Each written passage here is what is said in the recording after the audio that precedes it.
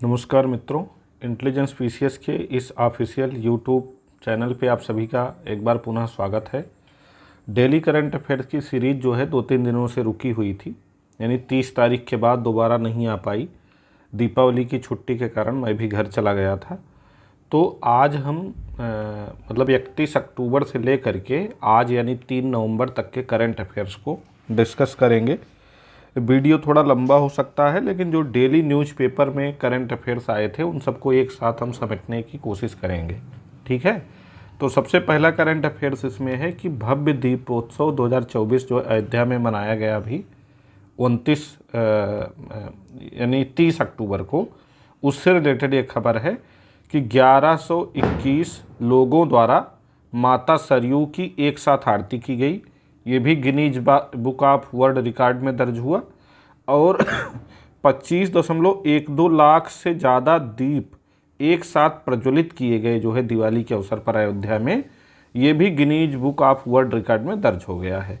तो ये दो डाटा इससे याद रखिएगा कि 1121 लोगों ने एक साथ माता सरयू की आरती की है और 25.12 लाख से अधिक लोगों ने एक साथ दीप प्रज्वलित किया है।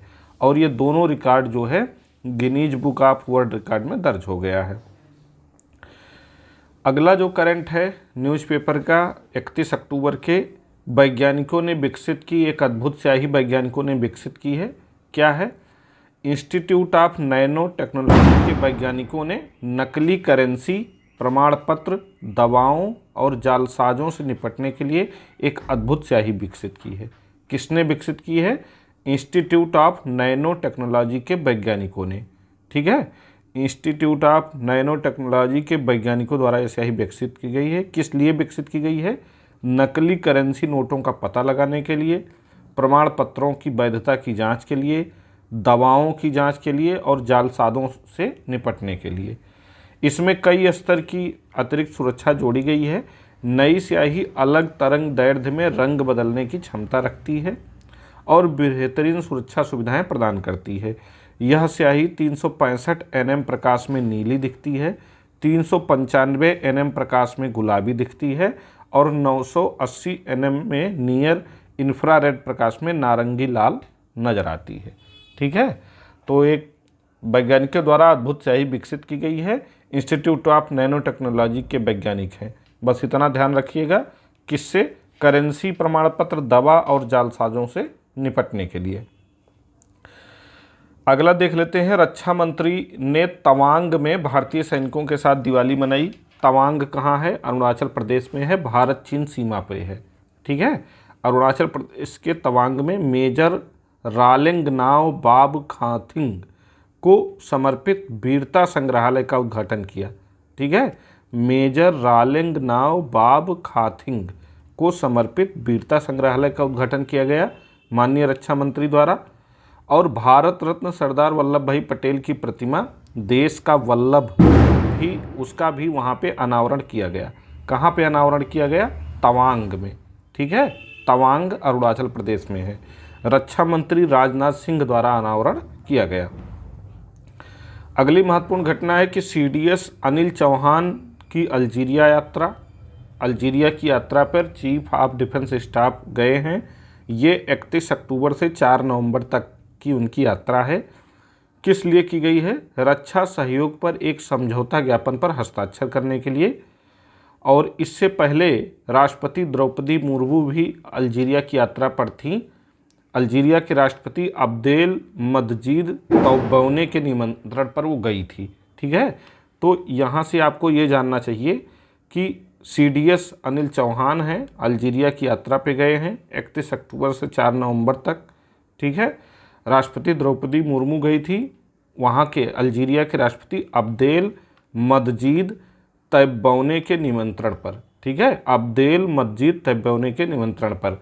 आप एटलस में या गूगल करके अल्जीरिया की एग्जैक्ट लोकेशन क्या है अफ्रीकी देशों में, ये भी याद कर लीजिएगा। और 13 से 15 अक्टूबर तक अफ्रीकी देशों की यात्रा पर हमारी राष्ट्रपति महोदया गई थी, ये भी ध्यान रखिएगा, 13 से 15 अक्टूबर तक। ठीक है, न्यायमूर्ति के.एस. पुट्टास्वामी का हाल ही में निधन हो गया है। इन्होंने जो है निजता के अधिकार से रिलेटेड ये हैं। ठीक है, निजता के अधिकार से, सॉरी निजता लिख दिया हमने, निजता के अधिकार से रिलेटेड हैं ये। तो 98 वर्ष की आयु में इनका निधन हो गया है। न्यायमूर्ति पुट्टास्वामी 2012 में आधार योजना की संवैधानिक वैधता को निजता के अधिकार का उल्लंघन बताते हुए सर्वोच्च न्यायालय में इन्होंने चुनौती दी थी। ठीक है, तो 2012 में इन्होंने आधार योजना, केंद्र सरकार की जो आधार योजना है उसकी संवैधानिक वैधता को इन्होंने चुनौती देते हुए सुप्रीम कोर्ट में याचिका दाखिल की थी। और 2017 में सर्वोच्च न्यायालय द्वारा निजता का मौलिक अधिकार, मतलब निजता को एक मौलिक अधिकार घोषित किया गया था। कब घोषित किया गया था? तो 2017 में। ठीक है, तो 2017 में निजता को मौलिक अधिकार घोषित किया गया था और निजता का अधिकार अनुच्छेद 21 के तहत एक मौलिक अधिकार है। ठीक है, अनुच्छेद 21 के तहत, अनुच्छेद 21 में क्या है? अनुच्छेद 21 में जीवन एवं व्यक्तिगत स्वतंत्रता है, व्यक्तिगत स्वतंत्रता। तो जीवन एवं व्यक्तिगत स्वतंत्रता के तहत ही निजता का अधिकार यानी राइट टू प्राइवेसी एक मौलिक अधिकार माननीय सुप्रीम कोर्ट द्वारा घोषित किया गया है। अगली घटना है श्री श्री रविशंकर जो आध्यात्मिक गुरु हैं वो फिजी के सर्वोच्च नागरिक पुरस्कार से सम्मानित हुए हैं। फिजी के सर्वोच्च नागरिक पुरस्कार को honorary officer of the order of Fiji कहा जाता है। ठीक है, honorary officer of the order Fiji, फिर से रिपीट कर दे रहा हूँ, honorary officer of the order Fiji.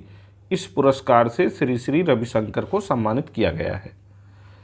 Nepal के 14 वर्ष से कम आयु के बच्चों को सरकारी अस्पतालों में मुफ्त कैंसर उपलब्ध कराएगा। ठीक है, तो नेपाल ने हाल ही में घोषणा की है कि 14 वर्ष से कम उम्र के बच्चों को गवर्नमेंट हॉस्पिटल्स में कैंसर से रिलेटेड इलाज मुफ्त उपलब्ध कराएगा। ठीक है, तो ये एक घटना है जो आपको जानना चाहिए। नईम कासिम हिजबुल्लाह का नया प्रमुख बना है। अभी हिजबुल्लाह का जो प्रमुख था इजराइल द्वारा मारा गया था, तो अब नईम कासिम को हिजबुल्लाह का नया प्रमुख घोषित किया गया है।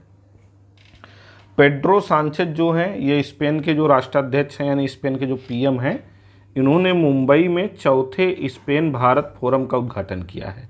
ठीक है, चौथे स्पेन भारत फोरम का उद्घाटन किया और इसका मुख्य विषय क्या था?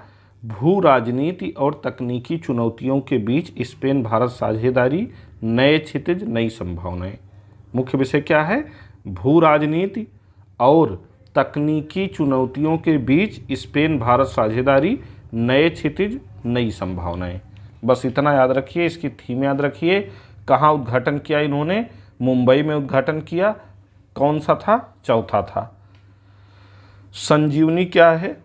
पीएम मोदी ने देश की पहली हेली एम्बुलेंस सेवा संजीवनी का शुभारंभ किया है। ठीक है, तो देश की पहली हेली एम्बुलेंस सेवा है ये संजीवनी और एम्स ऋषिकेश इसका संचालन करेगा। ठीक है, तो 3-4 चीज़ें यहाँ से ध्यान रखिए। संजीवनी देश की पहली हेली एम्बुलेंस सेवा है, पीएम मोदी ने इसका उद्घाटन किया है और एम्स ऋषिकेश इसका संचालन करेगा।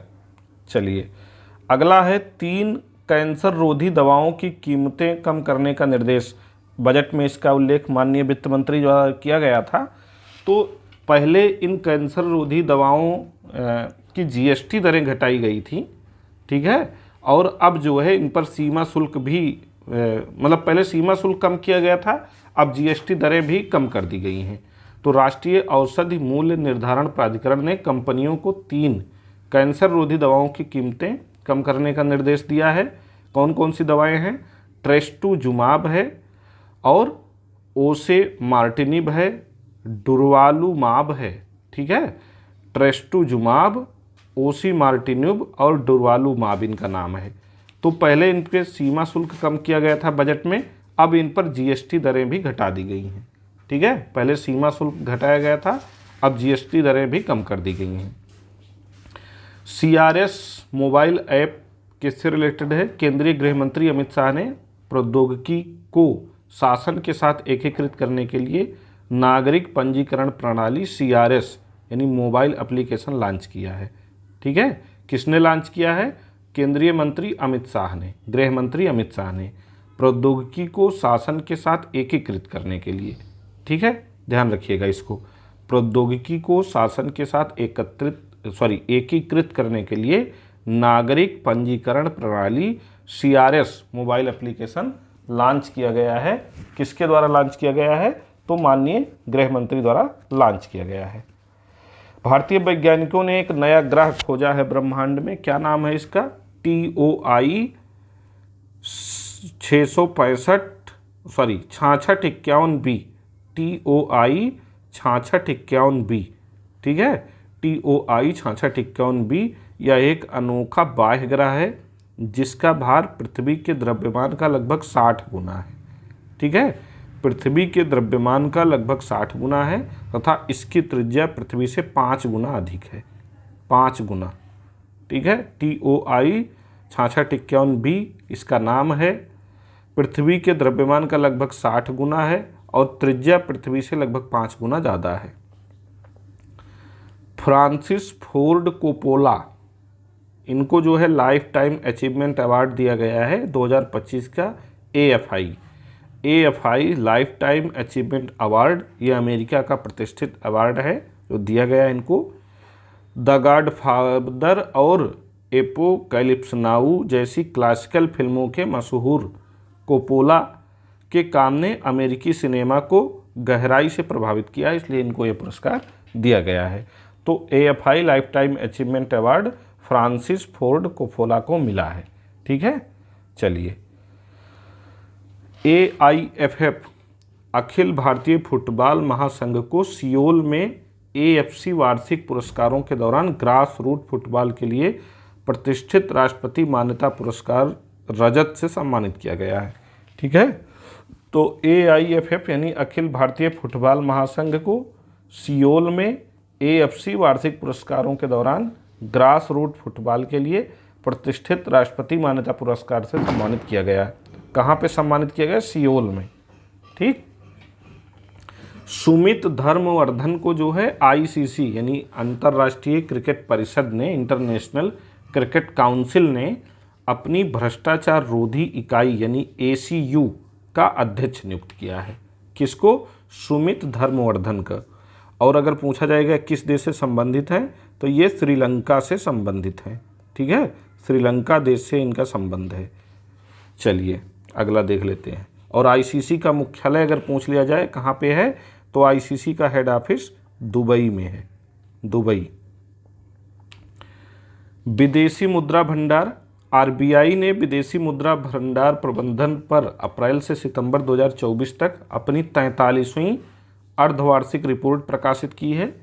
रिपोर्ट के अनुसार 18 अक्टूबर 2024 तक भारत के पास कुल 688.27 बिलियन अमेरिकी डॉलर का विदेशी मुद्रा भंडार है। कितना? कुल 688.27 बिलियन अमेरिकी डॉलर विदेशी मुद्रा भंडार इस समय भारत के पास है। 43वीं अर्धवार्षिक रिपोर्ट में RBI ने बताया है।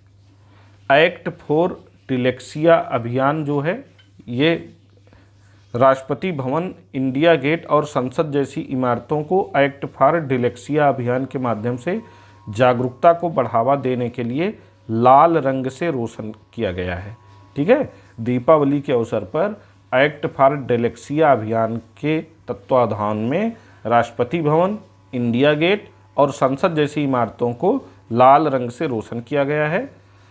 डिसलेक्सिया एक विशिष्ट सीखने की अक्षमता है जो व्यक्तियों के लिखित और बोली जाने वाली भाषा को संसाधित करने के तरीकों को प्रभावित करती है। यानी लोगों को लिखने और बोलने में समस्या होती है तो इसे डिसलेक्सिया नाम दिया गया है। लाल रंग से इसको इंगित किया जाता है और पूरी दुनिया में अगर देखा जाए तो लगभग 35 मिलियन छात्र इससे प्रभावित हैं डिसलेक्सिया से। भारत की लगभग 20% आबादी इससे प्रभावित है, ठीक है। और एक चीज़ जान लीजिए कि डिसलेक्सिया अभियान जो है हर साल अक्टूबर माह में ही आयोजित किया जाता है, प्रत्येक वर्ष अक्टूबर माह में। अगला महत्वपूर्ण घटनाक्रम है राष्ट्रीय एकता दिवस के विषय में। राष्ट्रीय एकता दिवस हम जानते हैं कि सरदार पटेल की जयंती के अवसर पर मनाया जाता है। भारत सरकार द्वारा वर्ष 2014 में इसको शुरू किया गया था। कब? 2014 में। 31 अक्टूबर को राष्ट्रीय संकल्प दिवस हुआ, राष्ट्रीय प्रतिज्ञा दिवस भी मनाया जाता है और ये माना जाता है हमारे देश की पूर्व प्रधानमंत्री इंदिरा गांधी जी की पुण्यतिथि के रूप में, इंदिरा गांधी जी की पुण्यतिथि के रूप में। ठीक है, तो सरदार पटेल की इसी दिन जयंती होती है 31 अक्टूबर को ही, और 31 अक्टूबर को ही इंदिरा गांधी जी की पुण्यतिथि भी होती है। तो सरदार पटेल की जयंती के उपलक्ष्य में हम राष्ट्रीय एकता दिवस मनाते हैं, और इंदिरा गांधी जी की पुण्यतिथि के रूप में राष्ट्रीय संकल्प दिवस और राष्ट्रीय प्रतिज्ञा दिवस हम मनाते हैं। संरक्षित ग्रह रिपोर्ट अभी जारी की गई है। COP16 हम जानते हैं कोलंबिया में चल रहा है। ठीक है, संयुक्त राष्ट्र के तत्वावधान में कोलंबिया में COP16 चल रहा है, कोलंबिया। ठीक, तो कोलंबिया भी इस समय चर्चा में है। तो कोलंबिया भी मैप में देख लीजिएगा है कहाँ। जो जो स्थान चर्चा में रहें उनको मैप में ज़रूर देखना चाहिए। ठीक, तो COP16 के दौरान इसको जारी किया गया संरक्षित ग्रह रिपोर्ट। यह रिपोर्ट 2024 कुनमिंग मॉन्ट्रियल वैश्विक जैव विविधता संरचना से 30x30 लक्ष्य को ट्रैक करती है। ठीक है, संरक्षित ग्रह रिपोर्ट जो है 2024 कुनमिंग मॉन्ट्रियल वैश्विक जैव विविधता संरचना के लक्ष्य को ट्रैक करती है। इस रिपोर्ट से पता चलता है कि वर्तमान में केवल 17.6% स्थलीय और 8.4% समुद्री क्षेत्र ही संरक्षित हैं। ठीक, कितना? 17.6% स्थलीय और 8.4% समुद्री क्षेत्र। ठीक, हालांकि 51 देशों ने 30% भूमि संरक्षण हासिल कर लिया है। कितने देशों ने? 51 देशों ने, लेकिन केवल 31 ही समुद्री लक्ष्यों को पूरा कर पाए हैं।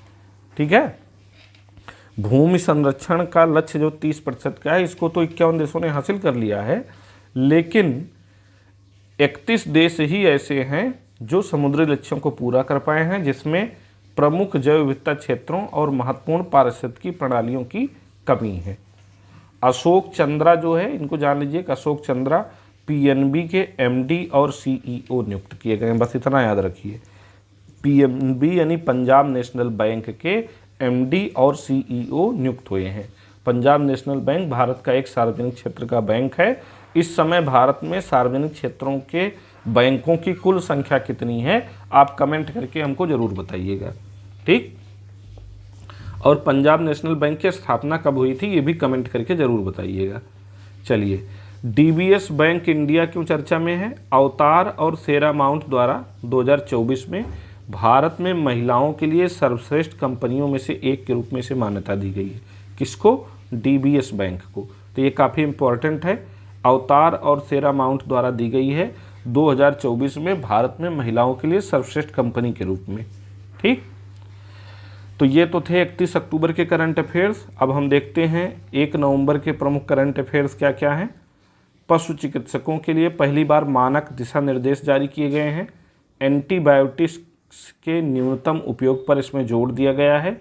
एलोपैथ के साथ साथ वैकल्पिक उपचार जैसे आयुर्वेद के इस्तेमाल की वकालत की गई है, और इन मानक प्रक्रिया में 12 प्रमुख पशुओं के 270 से अधिक रोगों को शामिल किया गया है।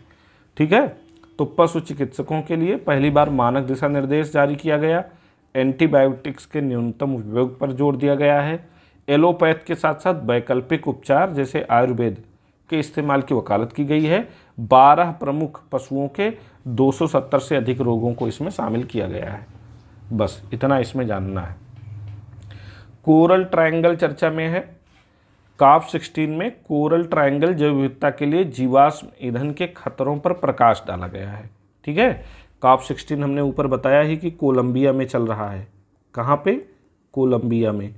तो उसमें कोरल ट्रायंगल की जैव विविधता को किस प्रकार जीवाश्म ईंधन से खतरा है उस पर प्रकाश डाला गया है।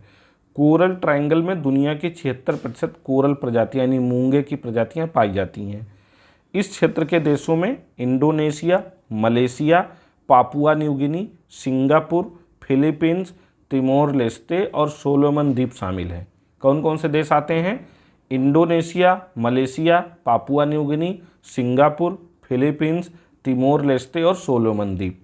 तो ये काफ़ी इम्पॉर्टेंट घटना है और काफ़ी इम्पॉर्टेंट फैक्ट है, इसको ध्यान रखिएगा और मैप में जाके देखिएगा कि मतलब कोरल ट्रायंगल की एग्जैक्ट लोकेशन क्या है।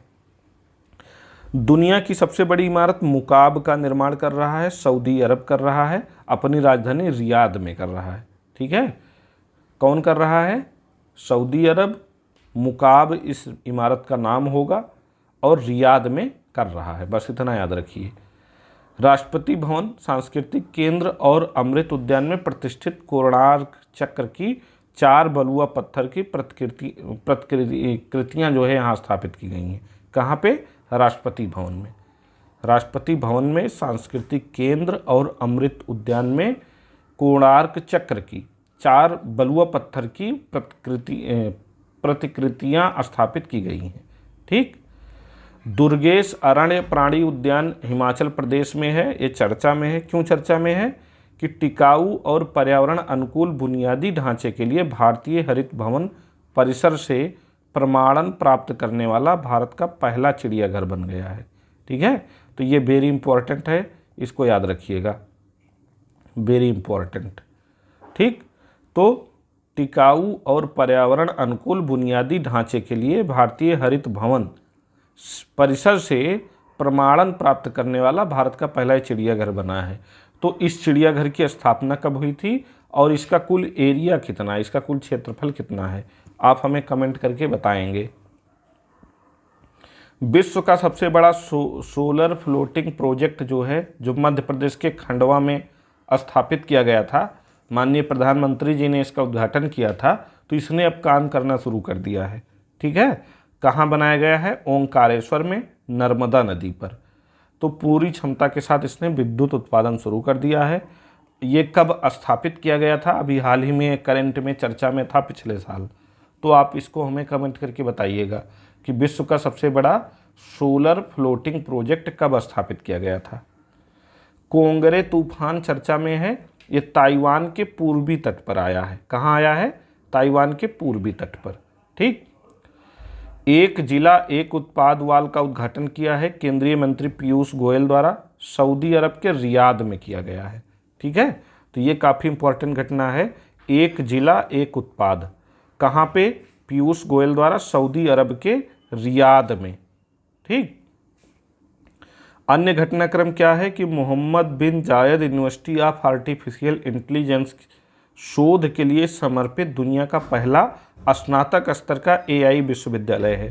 पहली चीज़ तो यही जान लीजिए कि मोहम्मद बिन जायद यूनिवर्सिटी ऑफ आर्टिफिशियल इंटेलिजेंस शोध के लिए समर्पित दुनिया का पहला स्नातक स्तर का विश्वविद्यालय है। ठीक है, ध्यान रखिएगा, स्नातक स्तर की बात हो रही है।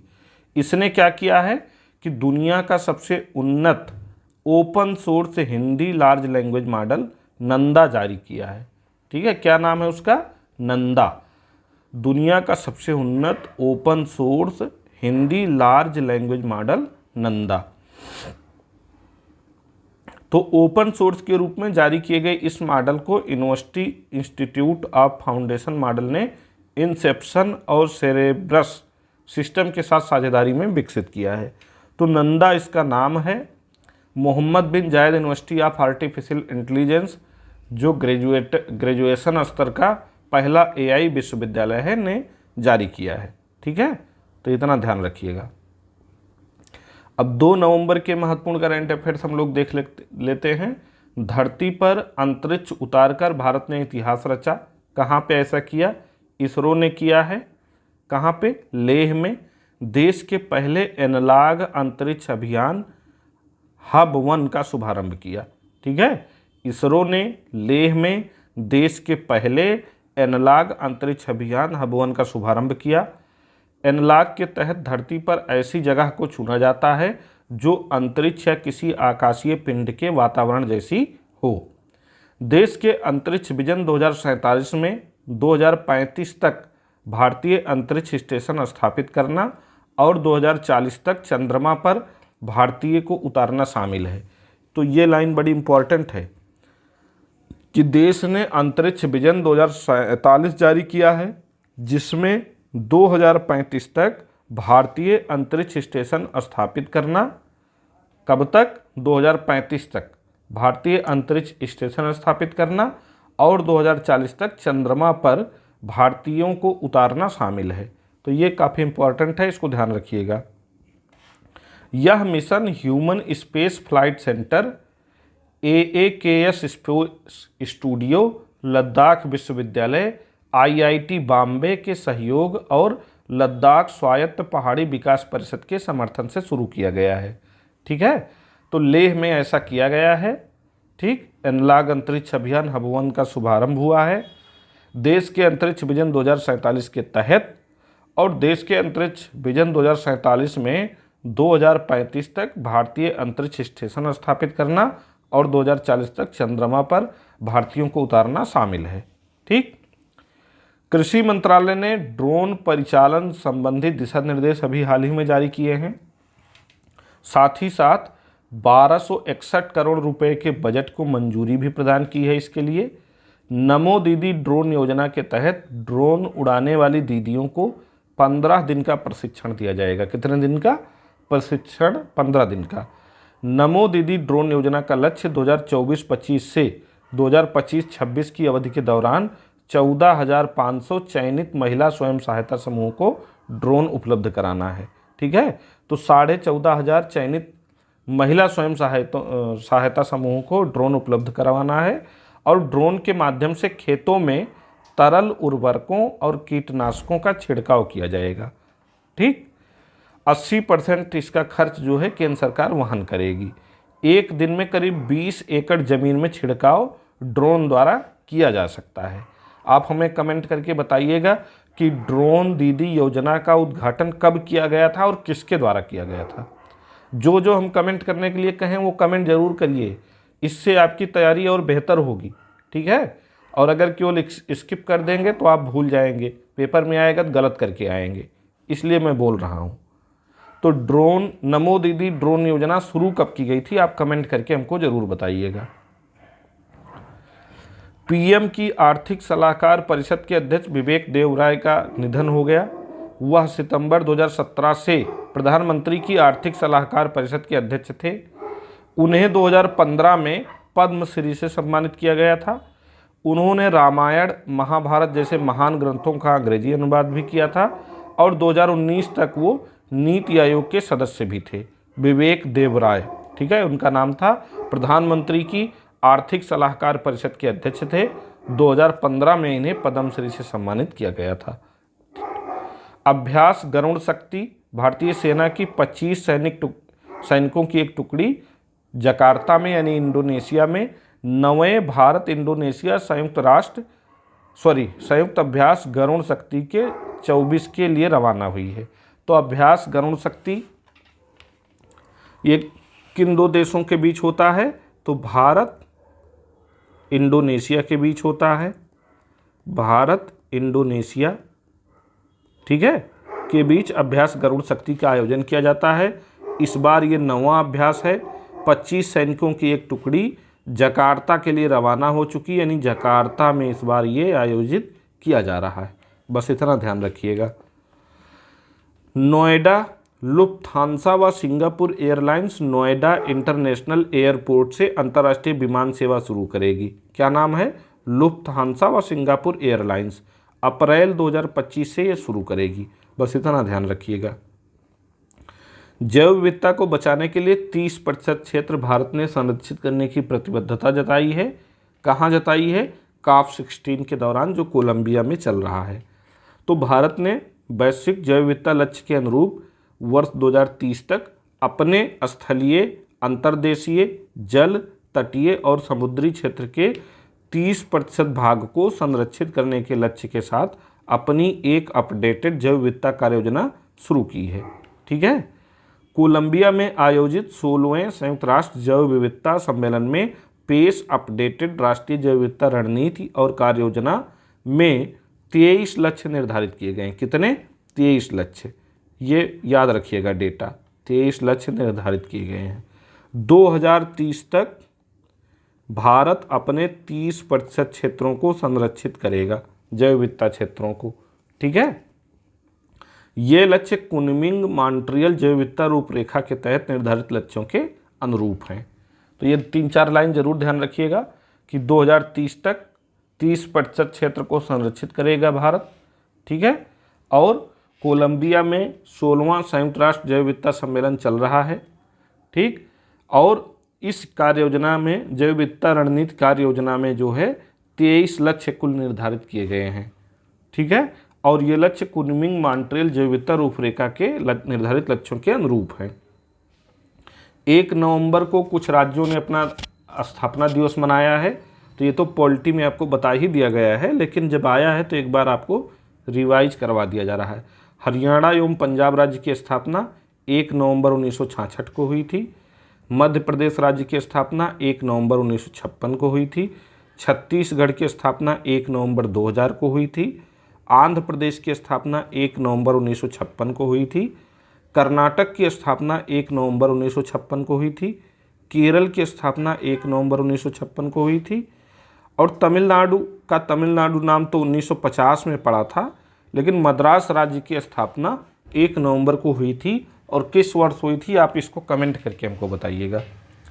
पुद्दुचेरी की स्थापना 1 नवंबर 1954 को हुई थी। लक्षद्वीप की स्थापना 1 नवंबर 1956 को हुई थी। ठीक है, ह्वांगसोंग 19 अंतर महाद्वीपीय एक बैलिस्टिक मिसाइल है। इसका परीक्षण नॉर्थ कोरिया द्वारा किया गया है। ठीक है, ह्वांगसोंग 19 इसका नाम है, तो कंफ्यूज नहीं होना है। चीन ने इसका परीक्षण नहीं किया है, बल्कि उत्तर कोरिया ने किया है।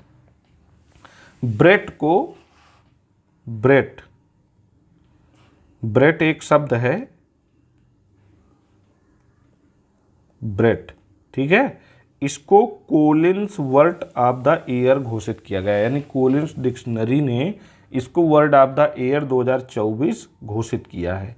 ठीक है, वर्ड ऑफ द ईयर 2024। दुर्व्यवहार करने वाले बच्चों के लिए समर्पित यह एक शब्द है। यह आत्मविश्वासी, स्वतंत्र और सुखवादी दृष्टिकोण का प्रतिनिधित्व करता है। बस इतना जानिए। अभ्यास वज्र प्रहार भारत और अमेरिकी सेनाओं के बीच आयोजित किया जाता है। 15वां संस्करण आयोजित हो रहा है। संयुक्त विशेष बल ये अभ्यास है और 1 से 22 नवंबर तक अमेरिका के इडाहो में ये आयोजित होगा। 1 नवंबर से 22 नवंबर तक।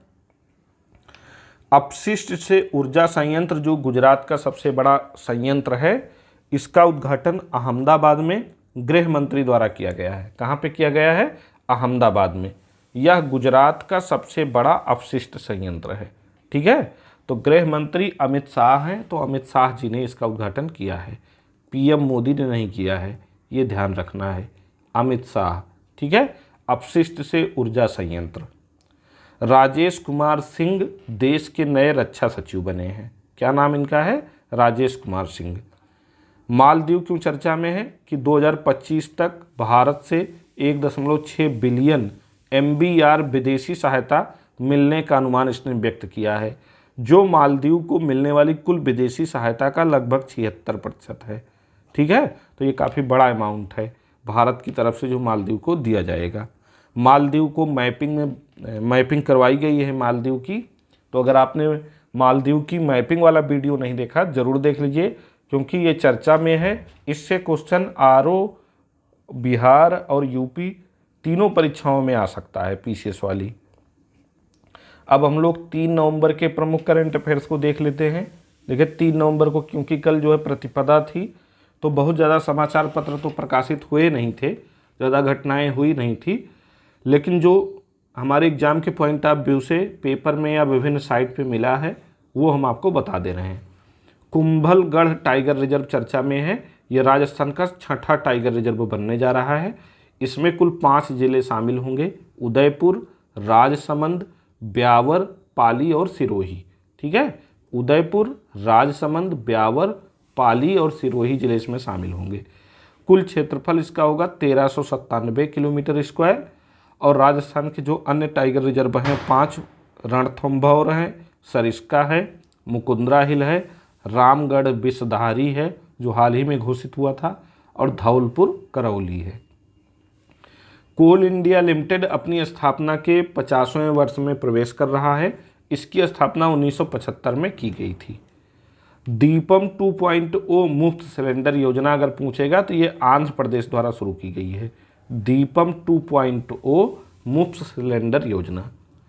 प्रथम एशियाई बौद्ध शिखर सम्मेलन का आयोजन संस्कृति मंत्रालय द्वारा किया जा रहा है। 5-6 नवंबर को ये किया जाएगा। नई दिल्ली में भारत मंडपम में किया जाएगा। मुख्य विषय इसका होगा एशिया को मजबूत बनाने में बुद्ध धम्म की भूमिका। ठीक है, एशिया को मजबूत बनाने में बुद्ध धम्म की भूमिका। मुख्य अतिथि राष्ट्रपति द्रौपदी मुर्मू होंगी इसकी। ठीक है, तो इसकी मुख्य अतिथि जो है राष्ट्रपति द्रौपदी मुर्मू होंगी। तो ये 31 अक्टूबर से लेकर के 31 अक्टूबर से 3 नवंबर 2024 तक के महत्वपूर्ण करंट अफेयर्स थे जो रह गए थे। इनको आपको आज पूरा करवा दिया गया है। अब कल से यानी 4 नवंबर से डेली डे टू डे आपके डेली करंट अफेयर्स आते रहेंगे। और आपका जो पॉलिटी वाला लेक्चर चल रहा था एग्ज़ाम ओरिएंटेड, वो भी चलता रहेगा। प्लस मैपिंग वाली जो सीरीज चल रही थी वो भी चलती रहेगी। और जैसे ही दिसंबर महीने की क्रॉनिकल मैगजीन आती है उसको भी करवाया जाएगा। ठीक है, यानी अब ये जान लीजिए कि एकदम क्विक मोड में कल से पढ़ाई शुरू हो जाएगी हम लोगों की। आप लोग ये वीडियो देखिए। ये वीडियो आपको पसंद आ रहा है नहीं पसंद आ रहा है कमेंट करके ज़रूर बताइएगा। धन्यवाद।